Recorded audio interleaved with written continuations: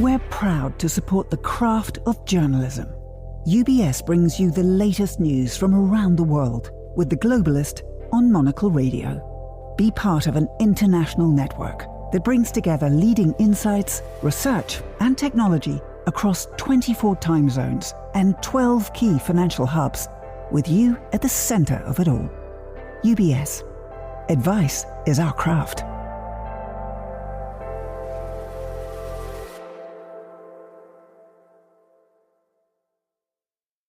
You're listening to The Globalist, first broadcast on the 20th of May 2025 on Monocle Radio. The Globalist in association with UBS.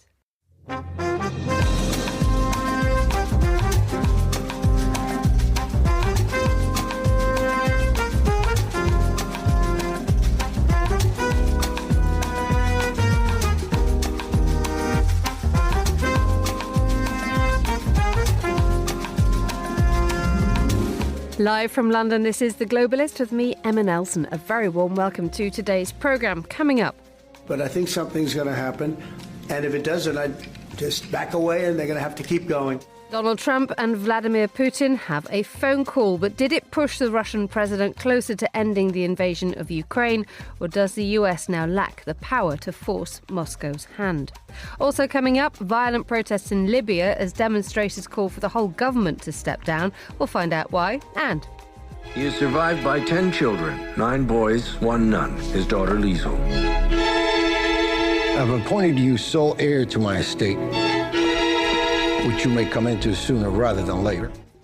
The latest from the Cannes Film Festival as the director Wes Anderson criticises the US tariffs placed on the film industry. Plus the papers, the aviation news and why going to work is essential to making you happy. That's all coming up on The Globalist, live from London.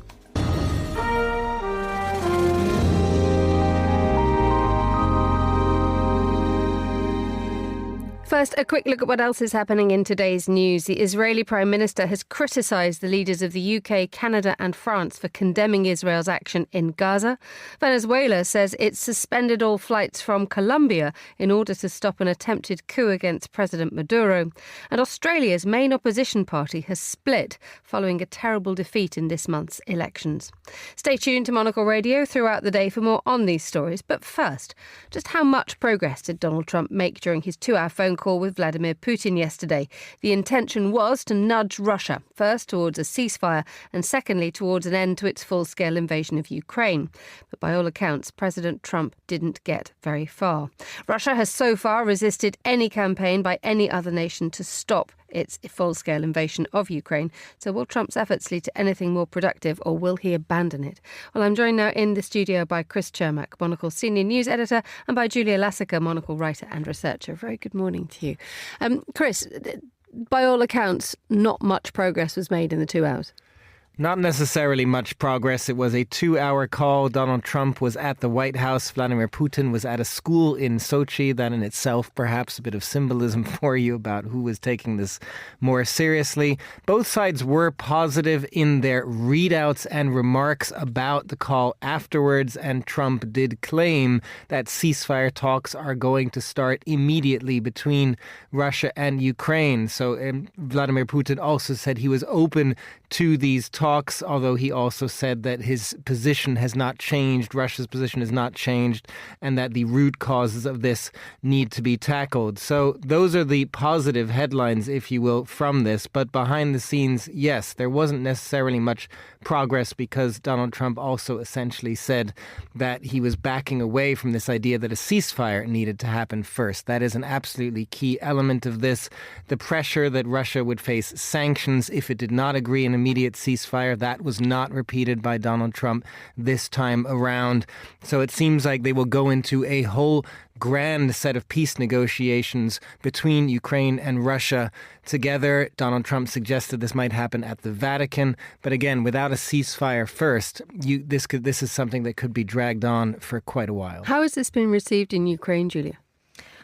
I think with a lot of trepidation. I think Ukrainians have been on a roller coaster since 2022. I mean, since before in 2014 when the sort of first invasion happened. But it's just sort of a roller coaster. So one week it looks really up. It looks like there's loads of pressure on Putin, loads of pressure on Russia. And then other weeks, other days, it looks like, sort of Trump is backing away. He's made these statements before, J.D. Vance and him, they've made these statements before, and Rubio, that the president will back away, that he won't take part in this.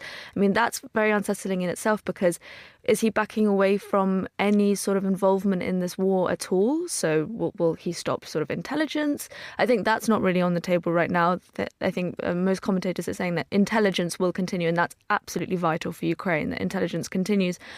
But, will he back away and then sort of make this grand economic deal with Russia? That's sort of what he was talking about in his Truth Social post last night.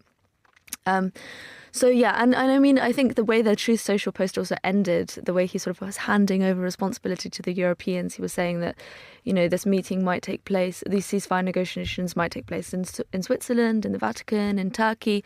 And he was sort of, it was almost like he was kind of doing a handover document to the Europeans. He was mentioning, that he's, after the call with Putin, he then talked to Zelensky, von der Leyen, he talked to the Italian Prime Minister, Giorgia Meloni, Germany's leader, etc., etc.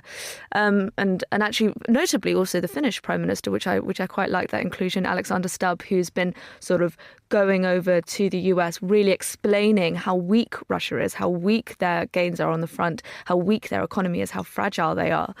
So I think it's being received with trepidation. And I mean, for Ukrainians, the daily reality of war grinds on. There yesterday, there was a horrific drone attack just in Kyiv. We're just talking about Kyiv, where a mother had to shield her child from falling debris, and she ended up dying. The child, by the grace of her sort of sacrifice, survived. So that daily reality grinds on, no matter what Trump says. And same with you, Julia. The difficulty that now Ukraine faces is that having got on a much more even keel with the White House, despite that dreadful encounter a couple of months ago in the press room, Ukraine has given away its minerals to the United States already. So Ukraine may end up without its minerals and without a backer. Yeah, I think the mineral deal is actually great to talk about that, because I think that's an example where Trump had these maximalist demands of Ukraine, and actually Ukraine managed to water it down. Ukraine managed to really take control of that deal. So actually, we'll see the profits from this. Commentators are saying that will only come in about 10 years or so. And Ukraine has not given up any sovereignty. This is not putting a block on any sort of EU integration. Actually, Trump really showed that he doesn't act. Chris and I were talking before this. Trump is the most powerful man in the whole world. And yet when he enters into negotiations, he does not act like the most powerful man in the world. He sort of seems to bow to pressure quite easily. He's shown himself to be quite a weak negotiator. I mean, in this US minerals deal, he really showed that actually he was, he made this maximalist demand, but then actually what ended up happening, he could put his positive spin on it, of course. But in the end, actually, Ukraine got a much better deal than anything that was being promised before. And this is something that perhaps we expected before the Putin-Trump phone call, didn't we? That actually Donald Trump may be able to come out with that maximalist bombast that Julia talks about. But at the end of the day, Vladimir Putin has been doing this for a very, very long time in terms of keeping control of the narrative, not bowing to any pressure. And indeed, one gets the impression that he might just sit this one out until Trump loses, until the wind goes out of the balloon. I think there's a very real possibility of that. Vladimir Putin has been very consistent in his positioning throughout this, and it is Donald Trump who has shown all of these contradictory sides with so many aspects of it. Simply the tone. There has been frustration with Vladimir Putin. Then yesterday there was a lack of frustration and talking about a positive call that he had with Putin. Talk of an immediate ceasefire, now discussing the root causes of the conflict instead. Wanting to be involved, saying nothing happens without Trump and Putin, and now being willing to walk away and leave it to Ukraine and Russia. The US and the European thing also very confusing. On the one hand, Europe has been left out of this, and Trump has acted like he's the one who needs to be the one negotiating. Now he's suggesting he's going to leave this to the Europeans. even this idea that none of this ever would have happened without Donald Trump, which is something, if Donald Trump had been in office, is something he repeated again yesterday. And yet at the same time, he's saying the two sides need to work this out themselves. So all of these contradictory statements, I do think, puts Donald Trump in a very weak position. We will have to see if he does switch, though. The key question does remain, because he can keep switching. Maybe he will once again revert back to saying we need to impose sanctions, we need to impose a ceasefire. Congress, for what it's worth, did react yesterday. John Thune, majority leader in the Senate, saying if the White House concludes that it's necessary, we are ready for sanctions. There's a bipartisan large majority ready to impose additional sanctions on Russia if Trump gives the go-ahead. Those sanctions are one thing, but at the same time, we have Donald Trump saying there's tremendous opportunity for Russia to create massive amounts of jobs and wealth. So the whole sanctions and punishment system that the West has imposed in Russia could just crumble if suddenly Donald Trump decides that he's going to do a deal with Moscow. It could potentially, but it is worth saying that even Trump has said this happens if there is peace in Ukraine. So he has made that a condition for his business deals. But as usual, yes, he sees an opportunity in Russia if there were peace to be agreed. But he is trying still this carrot and stick approach. But as you say, there is still the contradictory nature of how Donald Trump operates. Might he give that up and assume that this war is going to grind on and he needs to open up to Russia anyway? That's also certainly a possibility. And at the same time, Julia, there is no direct pressure from Donald Trump to get Russia to persuade, to force, to push Russia to stop its onslaught. He has in the past said, Vladimir, stop. But that's about as far as he's gone in terms of actually trying to stop the guns. And there is this feeling now, isn't there, that we have already had one round of discussions in Istanbul. How equipped is Ukraine to actually do this by itself? I don't think Ukraine can do this by itself, but that's because it's not really a war just against Ukraine. It's a war against sort of everything that Ukraine stands for, which is everything that the West stands for. You know, we've now seen actually in the last 24 hours, there satellite images have been released of troop build-up, of military infrastructure build-up on the border with Finland. And we've heard this as well from Estonia. They've been talking about how they've seen much more activity now on their borders. So this is something that doesn't just threaten Ukraine. And so therefore it must demand. And I think, you know, Finnish, Estonian, Baltic, etc. leaders are very, very, very invested in this, because for them it's very important that this goes well. Otherwise, they are in direct danger.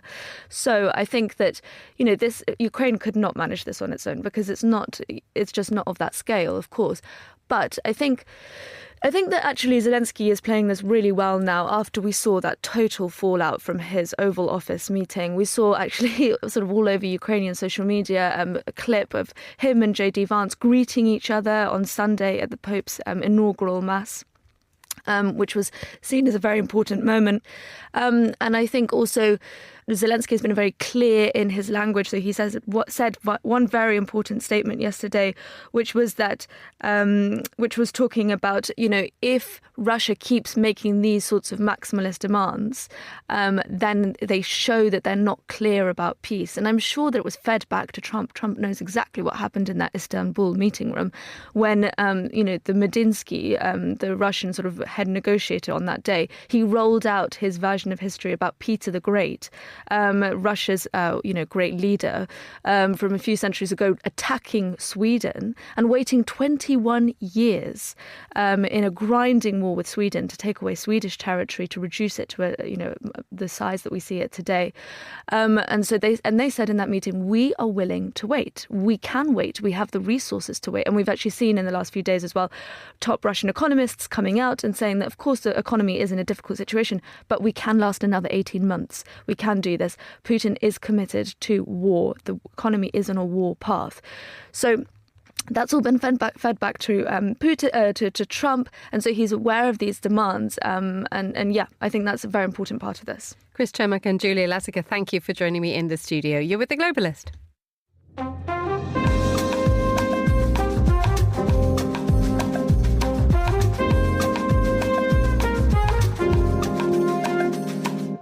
It's 8:13 in Tripoli, 7:13 here in London. Now, there have been violent protests in Libya as demonstrators call for the country's entire government to resign. At least 3 of the Prime Minister Abdelhamid Dbeba's ministers have resigned in sympathy with the protesters' demands.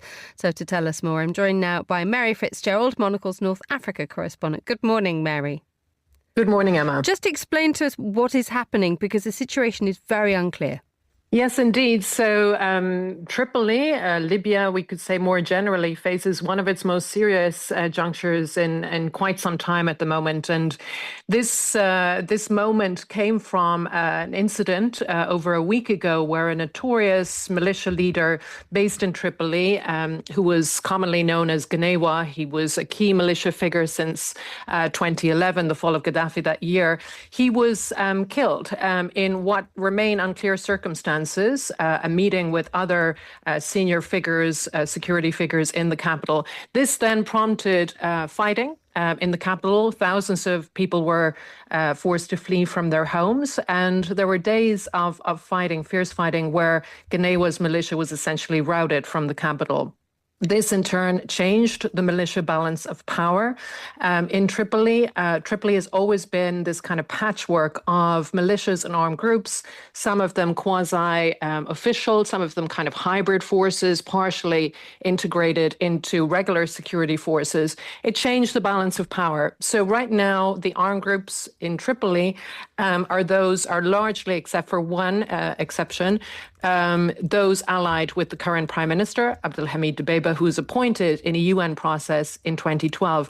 Many of his critics and rivals have said for years that his mandate has expired. He's managed to cling on. Now, this latest round of violence, even though arguably it puts Dbeiba in a more comfortable position, at least he's more secure with more of his allies around him in Tripoli, but popular sentiment has exploded, and it has exploded because of resentment and frustration over this government that is considered to have expired its mandate, but also resentment that Tripoli has yet again been subjected to this ferocious militia violence. In terms of the mandate that the government has, and this is an internationally recognised government, it was a success after more than a decade of trying to create some sort of substantial and stable governing body. The fact that the mandate has gone, what has gone wrong for it here? Is it just a question of time? Well, so we essentially have competing governments in Libya. So the government of Dbeiba, based in the capital, Tripoli, is, as you said, the internationally recognized government. For several years now, we've had a rival entity in eastern Libya, which claims to be a government, but of course has no authority, internationally recognized authority. So that situation of rival governments has been the case for several years now. You know, the Libyan people have been promised national elections for several years now. The last national elections were held in 2014 that produced a parliament that still clings on and is based in eastern Libya. But Libyans are very frustrated with this. They want fresh elections. They want a government that has a strong electoral mandate. So there's really a crisis of legitimacy in Libya when it comes to the state institutions. It's an electoral legitimacy crisis as well as everything else. And I think there's a sense in Tripoli, certainly from the people I've been discussing this with in recent days, that we may be kind of reaching a tipping point here in terms of a government that's considered, it has lost its mandate, it's lost its legitimacy, and is basically teetering on the edge of being pushed over, essentially. Indeed, I mean, the pushed over suggestion is that actually the whole infrastructure of Libya's governments could crumble, and there is the suggestion that there is a possibility of civil war. I mean, how likely is that to happen? And indeed, what damage would this do to this incredibly fragile country? Well, the lessons of 2011, the uprising that toppled Muammar Gaddafi after 42 years in power, I mean, that lesson is still there today. And I think any transitional leader since has had that in mind in terms of how something like that can just come unexpectedly. And we have seen sporadic protests over the years against this government in Tripoli, against its predecessors, also against just, political and military leaders across the country, allegations of corruption and that. So popular sentiment has kind of risen and fallen over the years. What we haven't seen in recent years is that kind of popular anger gaining enough momentum and enough traction to really present a serious challenge. Now, whether this moment right now is the first step towards such a scenario remains to be seen. One other aspect of this is concerns that Khalifa Haftar, who's a powerful commander based in eastern Libya, in fact, you could say the de facto power in eastern Libya, he already tried to overthrow the previous government in Tripoli in 2019, sparking a 2-year war for the capital. He essentially failed. There are concerns that he may see opportunity in the current situation to make another attempt to capture Tripoli. If that happens, we're back into another very serious war. And that last war, that last battle for Tripoli in 2019, 2020, that drew in Russians. Haftar brought in Russian mercenaries and military personnel to help him with his failed offensive. It also drew in Turkish military forces on the other side of the sitting government in Tripoli. And that really changed the geopolitical equation in Libya, and it still remains the case today, where you have two external powers that are key in Libya, the Russians still present in eastern Libya, and the Turks still present in western Libya. So another war similar to that could have all kinds of lasting consequences. Mary Fitzgerald, thank you so much for joining us on Monocle Radio. Still to come on today's programme. Working in a coal mine, going down, down, down. Working in a coal mine, whoop, about to slip down. We hear from one expert who'll tell us why going to work makes us happy. Stay with us on The Globalist. Craft is its own reward, which is why at UBS we're honoured to work alongside over 50 of today's leading Nobel laureates, each an expert in the art of economic science, bringing you engaging discussions, actionable insights, and inspired solutions, all focused around the questions that shape our world today. For a better outlook, find a Nobel perspective. UBS. Banking is our craft.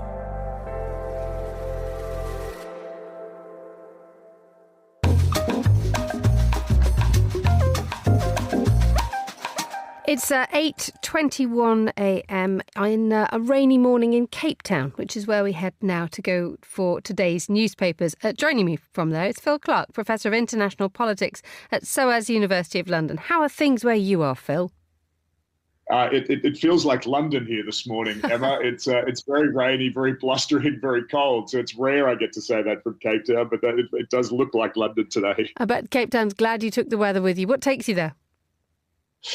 So my wife got a job here last year, so I now kind of split my time between Cape Town and London.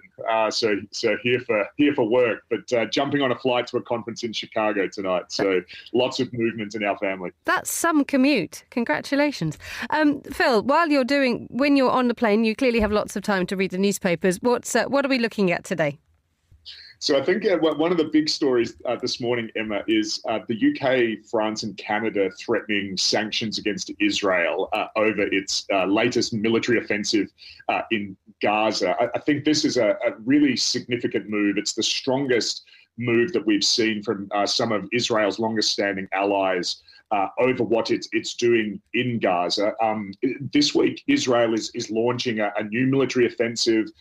There have been airstrikes in Gaza over the weekend. Hundreds of people have been killed, but it looks like Israel wants to ramp that up. Israel's also been blocking humanitarian aid to civilians in Gaza. The UK, France and Canada have had enough and said that they're looking at economic sanctions against some high-ranking members of Netanyahu's government if in fact they go ahead with this military offensive this week. Netanyahu has condemned the statements from the three leaders. But does this mark any kind of tipping point, not necessarily in what Netanyahu will do, but in the way that the world treats what is happening in the Middle East, in Gaza? I think it's the strongest opposition from Israel's allies that we've seen since the beginning of this conflict more than 18 months ago, particularly in the case of the UK. The UK has been a steadfast supporter of Israel almost all the way through this conflict. It's been very difficult to extract any kind of criticism of Israel from Starmer's government. So I think this shows just how extreme the situation is on the ground. I think the other factor here, of course, is that Trump has just left the region, and I think many commentators are reading the new Israeli offensive this week as Trump having given Netanyahu the green light, basically saying, this is your final chance. Go and end your military mission in Gaza, basically do as you wish. And I think many commentators are fearful that this looks like a final solution of the Palestinian population. And I think that's also what has caused some panic for the UK, France and Canada, is a sense that the US has given this go-ahead to Netanyahu, and we are likely to see something really devastating in the next week or two if Netanyahu can't be forced to change his position on Gaza. Let's look now at a story that's breaking absolutely everywhere. The Sydney Morning Herald is talking about it an awful lot. The Liberal National Coalition in Australia has been around for, 8 decades. It is now no more. It is now no more. This is a breaking story on the Sydney Morning Herald website and right across the Aussie press, Emma, that the leader of the National Party, David Littleproud, has just announced the breakup of the Liberal National Coalition in Australia. As you said, this is the coalition that has been in place since 1922. It's a coalition between two major conservative parties, the National Party, which tends to be a rural conservative party. The Liberal Party tends to have more of an urban orientation. But it's the coalition that has held government for about 2/3 of that period. So it's been the most powerful political bloc in the country. So it's hugely significant that today the coalition has broken apart. And of course, this is on the back of Labor winning a landslide at the federal election only about 10 days ago. The Nationals have said to the Liberals that they don't think that the Liberals are going to push through some major policies that the coalition had agreed to on things like nuclear power, on support for rural communities. The Nats have had enough of this and said, look, the coalition is no more. This, of course, will be music to Labor's ears, not just in the current government, where it already holds a massive majority, but into the future. The coalition has been the only serious challenger to Labor. I think Labor will be rubbing its hands with glee, looking at the potential for election victory for a generation or more. That's how significant today's move is. The significance of the move, the fact that this two seemingly disparate groups could actually function together and maintain a partnership for the best part of 90 years. What does it say in terms of the speed and the demands and the intensity of politics nowadays that a party which can stick together for a very, very long time suddenly falls apart when it fails in an election? Is that to do with modern politics, or is that to do with whether the party is still fit for purpose? I think it's a bit of both, Emma. I think it's definitely to do with the social media age and politics, sort of taking this frenetic pace. But I think it also reflects something that we did see in this particular federal election in Australia, which was this real split between the rural and urban votes. It's almost like we're talking about two different countries. The type of political argument that was winning the day in the cities, which is ultimately what delivered Labor's election win, what was very much about a kind of a future-oriented Australia, much more plugged into the global economy, very difficult debates around welfare provision and identity politics, whereas in the rural areas, the political temperature was completely different, and the concerns there were very different. And there was, I think, a really kind of regressive, sometimes aggressive, xenophobic type politics that was happening there. That split between the kind of rural and urban temperature, I think, is now playing out in the coalition, and the kind of rural-dominated National Party has said, look, we have a completely different agenda here. We don't think that we can work with the Liberals at all. So this tells us a lot about what was going on inside the coalition, but it really does tell us something quite fundamental about Australian politics at the moment. Finally, let's talk about the rocky history of a bust which was stolen from Jim Morrison's grave in 1988, but has just been found by police who are doing something completely different.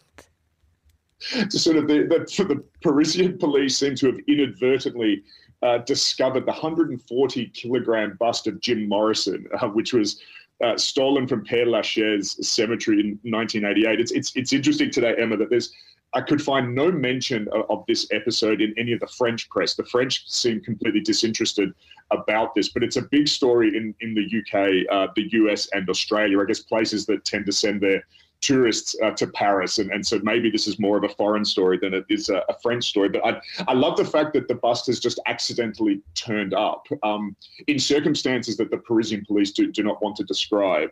So clearly people who've been to this cemetery will know that people make a beeline for Jim Morrison's grave, but the man's head is never there. So people kind of pay their respects to this great kind of empty expanse. Well, it seems that expanse may be filled in now that Jim Morrison's bust has been discovered, probably on a scrap heap in a sort of Parisian rubbish tip. I mean, briefly, I don't know if you've seen a picture of the bust, but it didn't have much fun when it was on the grave itself. I mean, people chipped bits off, it's been drawn over. It doesn't have a nose or a mouth at the moment. So one wonders very much as to sort of what's going to happen to this poor thing.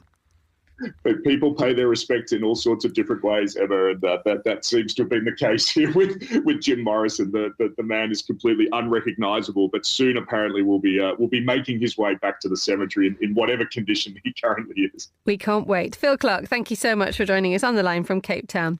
You're listening to The Globalist with me, Emma Nelson. The time here in London is 7:30 a.m. A quick summary now of the rest of today's headlines. The Israeli Prime Minister has criticised the leaders of the UK, Canada and France for condemning Israel's action in Gaza.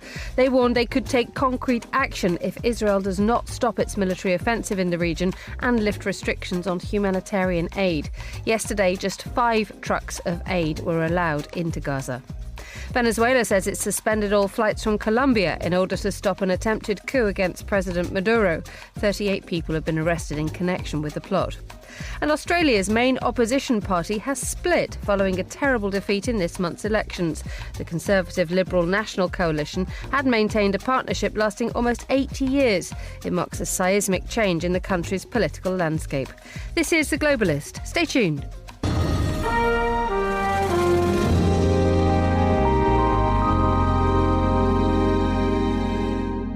Now let's take a closer look behind the headlines that we're following here at Midori House. Here's Monocle's Alexis Self with his take on the UK-EU summit that was held yesterday here in London.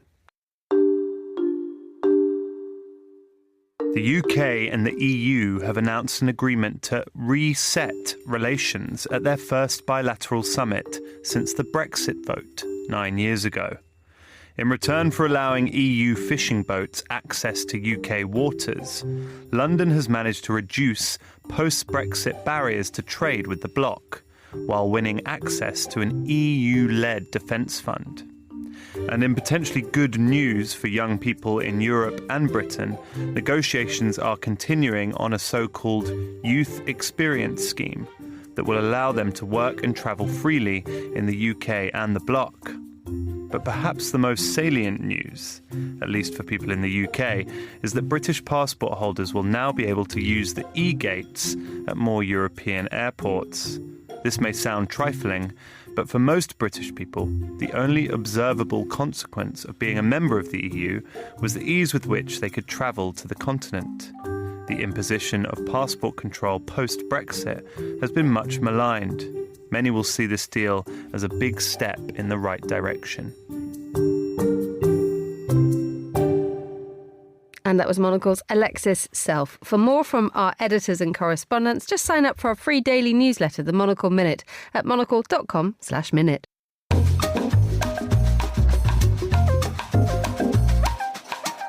13:33 in Jakarta, 7:33 a.m. here in London. Now, the Indonesian president and the Thai prime minister have created a strategic partnership between the two countries.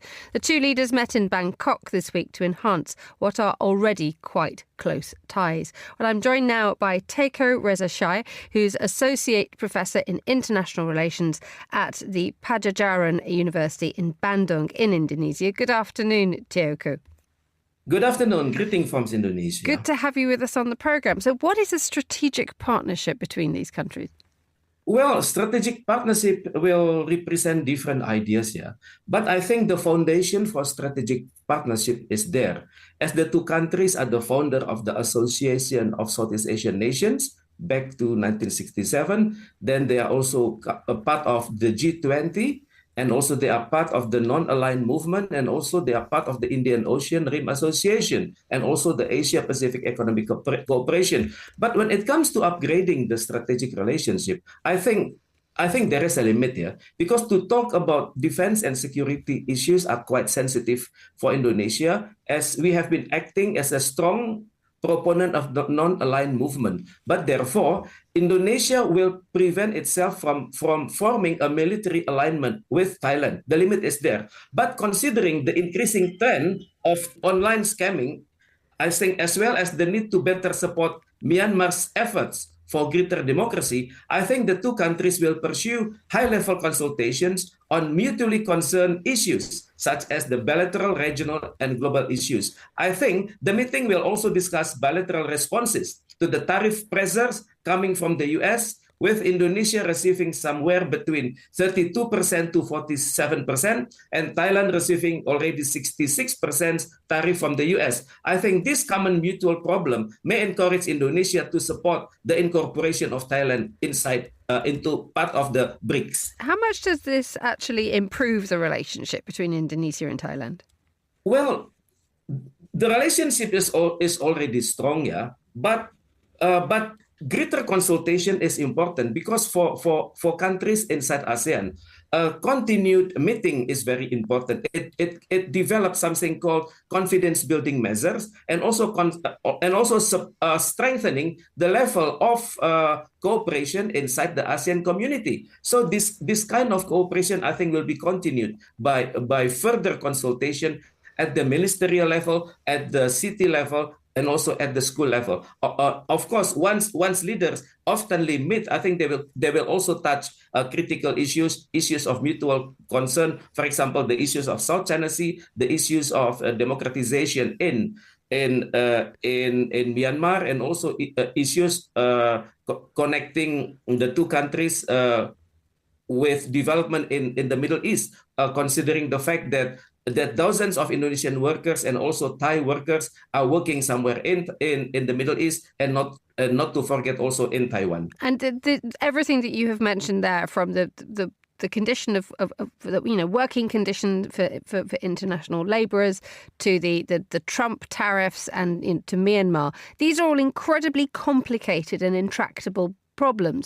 Does this strategic partnership actually strengthen the regional alliance as well? Does it make ASEAN better? I think it will improve the level of coordination inside ASEAN, yeah? Because when it comes to dialogue, Indonesian leaders can better talk with leaders from Malaysia, Brunei, considering of the Malay background, and also leaders from Malaysia. From Singapore, because we are bordering, but to better discuss issues with leaders from Thailand, this will rekindle the past relations. In this case, the pre-colonialist relations before Indonesia was occupied by the Dutch. So the current meeting will rekindle the past prohibited relations between Indonesia and Thailand. Teuku Reza Shah on the line from Bandung. Thank you so much for joining us on Monocle Radio.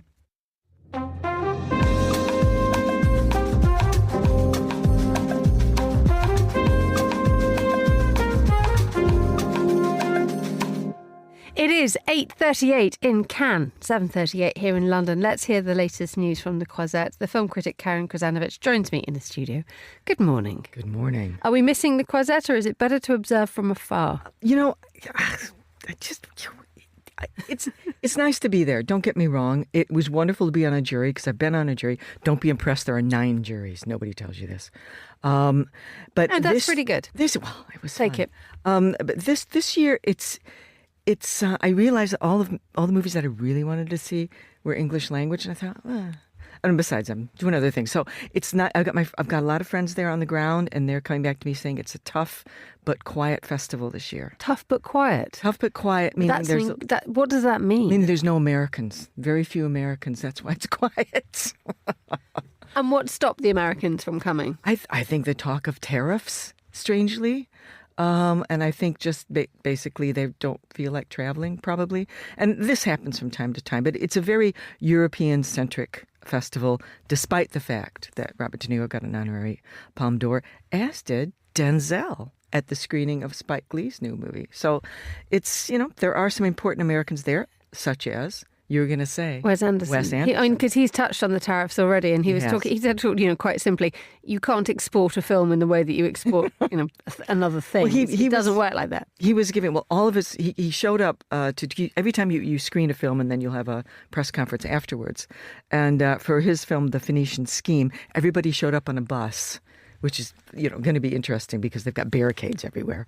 But he said, somebody asked him a question about Trump's tariffs. And he said, well, Trump said 100%. So what, does he take all the money? And what about us? And he was saying, was he going to stop the film at customs and not let it go through? I mean, if you're Christopher Nolan and you're carrying film cans, then that is possible. But, these days, he was playing up the absurdity of it without really... making fun of Trump. Are people hoping to calm down, hoping that it will all calm down so that the Americans can come back to Cannes? Or are we looking at a new Cannes, which is not so American and might be arguably a different atmosphere, dare we say? It remorphs every year, if remorph is a word. I mean, we'll always have Tom Cruise, so who seems to be morphing into Jason Bateman, but never mind. What a great guy. Let's move on to some of the stories that you wanted to talk to about today, about the decline of cinema. The Hollywood Reporter decided that a standing ovation is just not necessarily an accurate sign of whether what is actually being watched is any good. No, that's right. And it's like when you go to the theater. There's a performance, and if you're ever torn, you think, I really enjoyed it, I'm going to stand up, or it was okay, I'm going to keep seated, or I'm clapping because everybody else is clapping. It's kind of like that. But Terry Fermot, who is the longtime director of the film festival, he makes sure that all of the film production people who are there and the marketeers and everything else connected to any film are there in a certain row with the camera trained on them. So when you're in the screening room or the palais or wherever it's being screened, you can see the people who are responsible for the film you just made. So you automatically feel that you've got to say, thank you for your long hours. And so there is an urging on of applause, and it doesn't really mean what it used to mean when it was natural.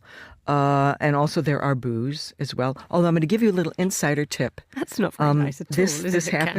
This happens from time to time in Cannes and also Venice. Somebody, when the cinema gets really, really quiet, they'll go, Raoul! So now you know. It's. I think it's about 20 years ago, somebody was looking for a friend who saved a seat for him, and he famously yelled, Raoul. And so now you feel like you've been to the festival. I'm inside the festival now. And I love this Hollywood Reporter article that you brought in for us to have a look at. It's really, really well worth watching. It's really good. It sort of explains a little bit about what you've just, the picture that you've just painted. But it also is absolutely great at talking about why the standing ovation is actually damnation. It's not applause.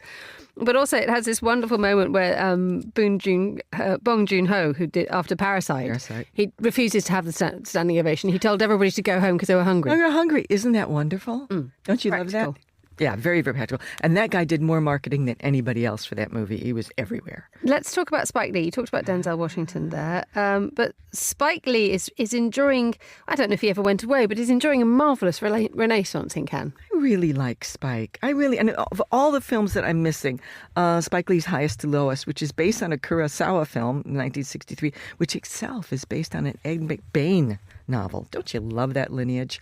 It's starring Denzel. It has he's a music mogul, contend with a similar plot of heist and kidnap, and. I love the fact that Spike makes these entertaining movies. They are slick. They're well put together. They're fun to watch. And even when he tries something daring and it doesn't quite work, it's still good to watch. And I'm just so pleased that he's there. And I've enjoyed the way you said Spike Lee. Oh, we like Spike in a sort of quite warm and generous and rather cosy way, which are sort of three adjectives that I wouldn't traditionally have used to describe Spike Lee. Is he still dangerous? I think filmmakers are always dangerous. I really do. I mean, granted, he wants to continue making movies, and it's very difficult to make a movie that doesn't sell, and he knows that. I mean, this is the 36 years to the day since his first appearance. That was 1989's Do the Right Thing. If you remember how great that was. I mean, there's Jungle Fever he was there for, Girl 6 and 10 Minutes Older, and Black Klansman, which is wonderful. So, yeah, filmmakers are always dangerous because they can capture our attention. They can take us to a world that they've created. Finally, a quick look at what we should not be wearing on the Croisette this year. Keep it covered, everybody. Keep it covered, yes. They no nudity this year, no nudity at all, and no voluminous dresses. So, Emma, you're going to have to rethink your outfit for this year. Yes, I am, because it was voluminous in certain areas. It was nudity and volume. Nude. I don't know how you did it. It was all after a Hadid lady had got absolutely everything out a couple of years ago, isn't it? I mean, yeah. Had it just become a sort of a no-clothes fest? I think, well, Terry Firmeau, again, I keep saying the name, he is brilliant at keeping people's attention focused on the festival. And this is yet another way. First it was no flat shoes, and now it's no nudity, no voluminous dresses. But also the red carpet had been taken over, and he wants to keep it a red carpet. Karen Krasanovic, thank you so much for joining me in the studio. You're listening to The Globalist. With UBS, you have a truly global partner, incorporating new technologies, innovative approaches, and unexpected opportunities, leading you to insights that help answer the questions that matter, delivered with passion, care, and unmatched expertise. Because it's about rising with the dawn each day, knowing that we can do even better. That's what banking is to us. Not just work, but a craft. UBS. Banking is our craft.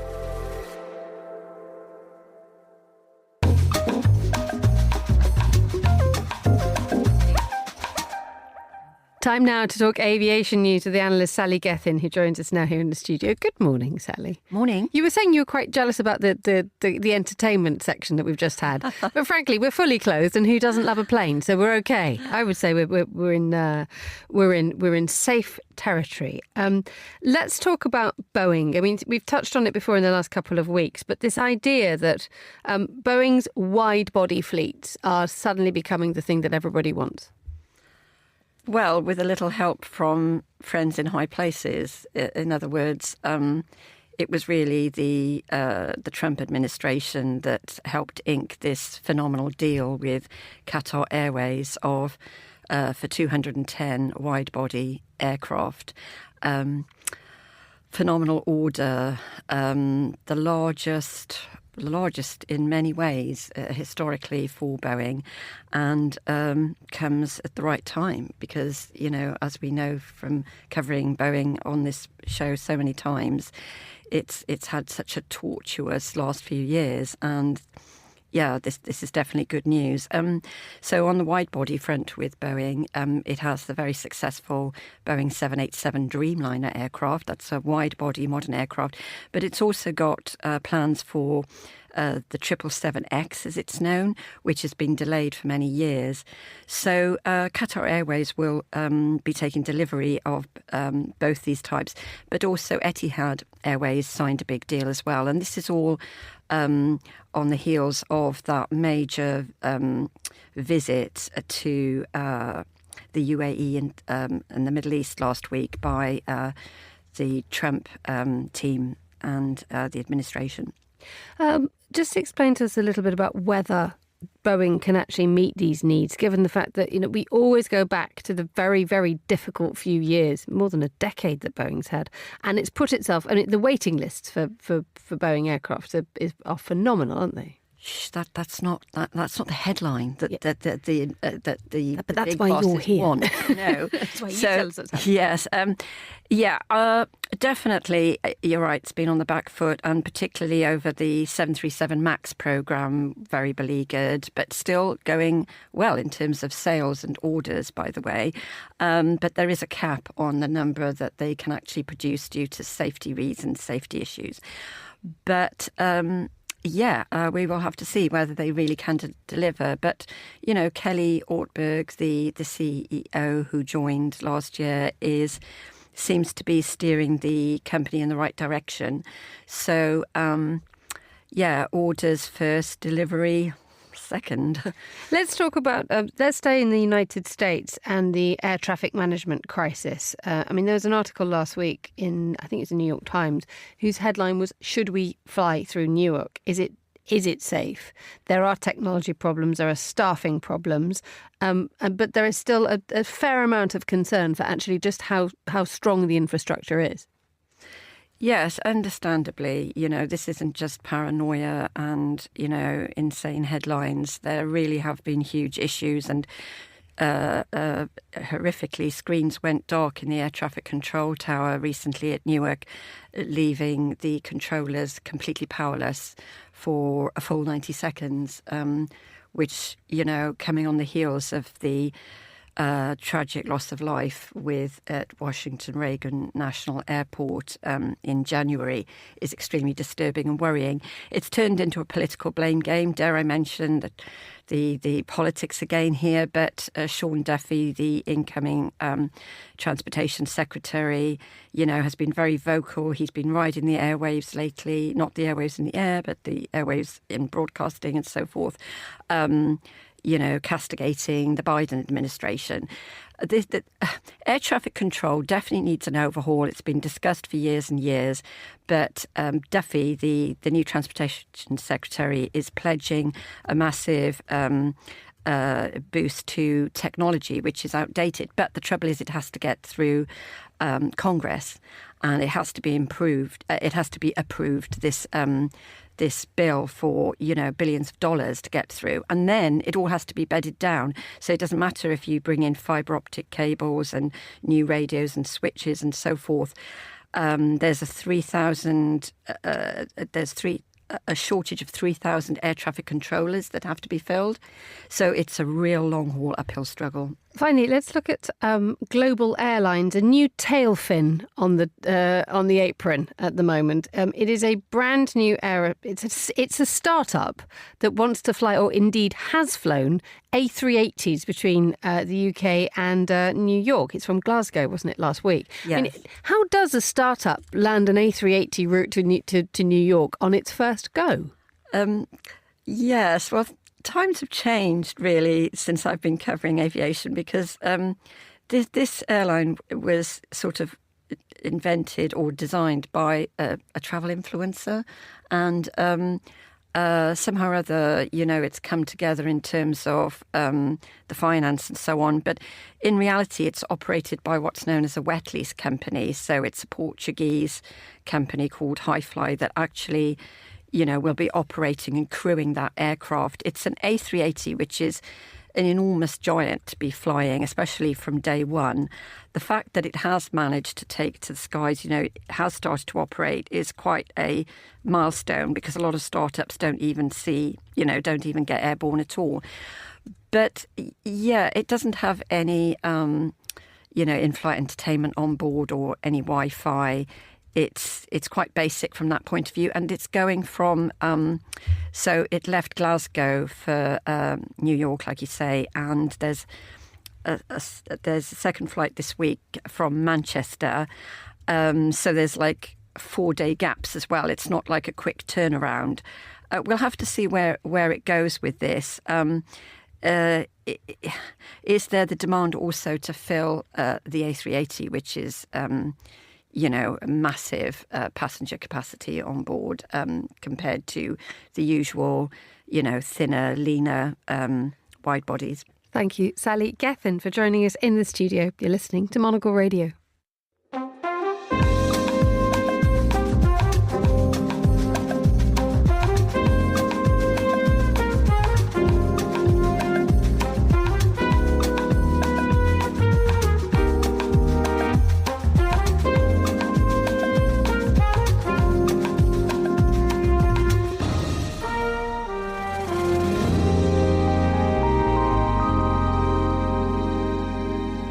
Finally, many of us have read the headlines about how no one wants to work anymore as societies are rethinking the value of work. Well, there's one historian who's pushing back against this idea. In a recent study, the economic historian Hans-Joachim Vogt argues that work is one of the most important sources of human fulfillment. And he joins me now from Zurich to tell us why. A very good morning to you, Hans. Good morning. So we're very happy working this morning, but not everybody wants to work anymore, do they? It's become quite a hostile thing. That's certainly true, and people talk about things like work-life balance, which suggests that there's life, and then there's this thing encroaching on it, which is work, and I think that's toxic. Why is it toxic? Because it basically says I just work to get money, and these thousands of hours I spend every year that are potentially full of meaning and satisfaction, a sense of accomplishment, I conceptualize them as just as a burden. And the more I do that, the more that becomes a self-fulfilling prophecy. And what has caused this sort of idea that work is a burden and it is just something that you do to get money?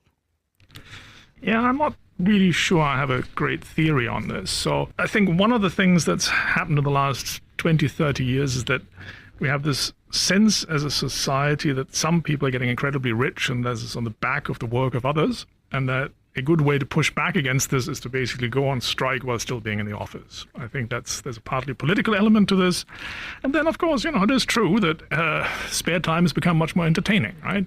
Instead of 3 channels, now we have Netflix and we can surf all day long. Lots of people are into fitness.